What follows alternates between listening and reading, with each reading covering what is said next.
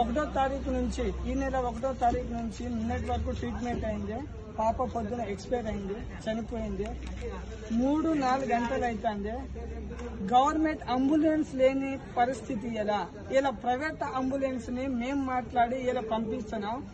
ఎటునాగరం నుంచి 100 కిలోమీటర్ దూరం నుంచి వస్తే అంబులెన్స్ ఇలా శవాన్ని తీసుకోపోవడానికి అంబులెన్స్ లేని సిచ్యువేషన్ అంటే మన పరిస్థితి ఎలా ఉన్నది చూడండి. స్వాతంత్రం వచ్చి 75 సంవత్సరాలు అయినా కూడా ఇంకా ఈ స్థితి ఇంకా మనం జీవిస్తున్నామని అంటే దీనికి కారణం ఎవరు? మనల్ని పరిపాలించేటోళ్ళని ఎంచుకున్నది మన తప్ప.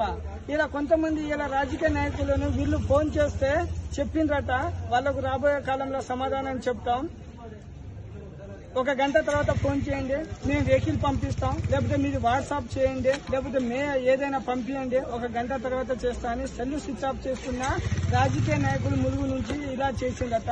ఇది ఎంతవరకు రైట్ అండి? మీకు చేత కాకుండా నేనేం చేయలేదని చేతులు ఎత్తేయాలి. ఇలా 3 గంటల పాటు శవాన్ని పట్టుకొని ఒక తండ్రి నిలబడ్డాడు. సిగ్గుండాలి. ఎలక్షన్ అప్పుడేనా గుర్తు వస్తుంది వీళ్ళు. ఇటువంటి టైంలో గుర్తు రారా మీకు?